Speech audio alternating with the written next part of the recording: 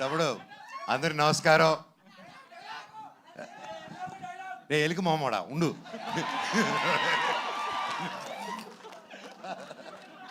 గొప్ప పేద డిఫరెన్స్ క్యాస్టా రిలీజనా లేనిది ఒక ప్రేమ ఒకటే, దాన్ని కూడా ఒక సెక్షన్లో పడే కదా. ప్రేమ అద్దరిది. ఇందిరమ్మ ఇంట్లో పుట్టినా, ఇందిరాగాంధీ ఇంట్లో పుట్టినా కూడా ప్రేమలో పడితే ఇంతే. అర్థమైందా?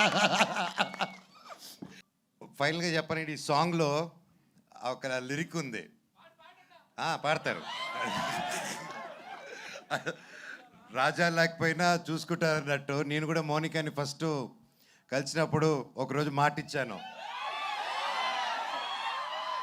నాకు అందరూ అనుకుంటారు రాజ్యాలు ఏవి లేవు, నేను ఒక్కడనే ఉన్నాను అండ్ సినిమాలు కూడా చేయట్లేదు ఇప్పుడు, కానీ ఖచ్చితంగా చేస్తాను.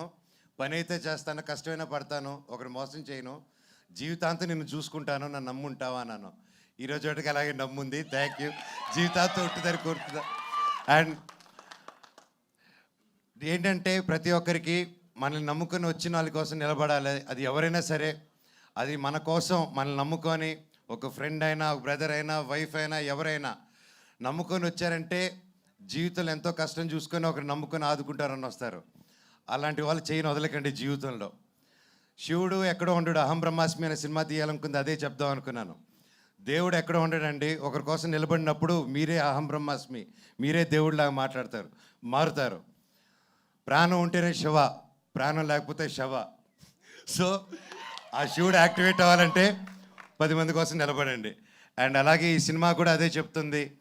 అండ్ ఒక ప్రేమ కథని అన్యాయంగా 10 మంది కలిసి దాన్ని తొక్కేసి ఒక ఊరు కలిసి బయటికి రానికుండా ఒక కథని ఆపారంటే అది మీకు తెలిసి ఎంత దారుణమైన విషయమో. ఈరోజు అలాంటి పాయింట్ నిజంగా డైరెక్టర్ గారు మీరు ఈ పాయింట్ తీసుకొచ్చి చెప్పారంటే నిజంగా హ్యాట్స్ ఆఫ్. మీకు డెఫినెట్గా ఊరి నుంచి నాకు తెలుసు దీని తర్వాత చాలా బెదిరింపు కార్లు ఇవన్నీ వస్తాయి. ఆ రోజు ఈ అన్న ఉన్నాడని మర్చిపోకండి. I will be there for you. Love you. Thank you. ఈ సినిమా గొప్ప విజయం అవ్వాలి.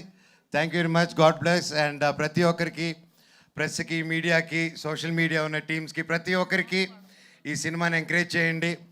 అండ్ తప్పకుండా మంచి రేటింగ్ ఇవ్వండి. మీది 5 రేటింగ్ అంటే 10 ఇవ్వండి, 10 అంటే 20 ఇవ్వండి. ఏదో వచ్చేసి గొప్ప విజయం చేసేయండి. Thank you. Love you so much.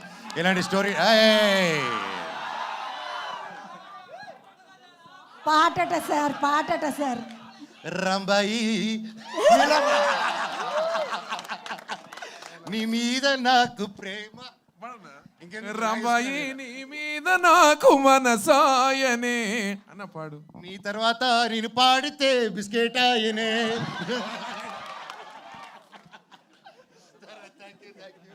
Thank you. Love you all. మంచి సినిమా. అందరూ తెలుగు వాళ్ళు, మన తెలుగు సినిమా ఎంకరేజ్ చేయండి. థియేటర్స్కి వెళ్ళి ఓటీటీకి వస్తుంది కదా అనేసి చేయకండి. ఇలాంటి సినిమాలని థియేటర్కి వెళ్ళి ఎంకరేజ్ చేస్తే ఇంకా ఇలాంటి టాలెంట్లు ఎందరో ముందరకు వస్తారు. Thank you so much for supporting. Love you all.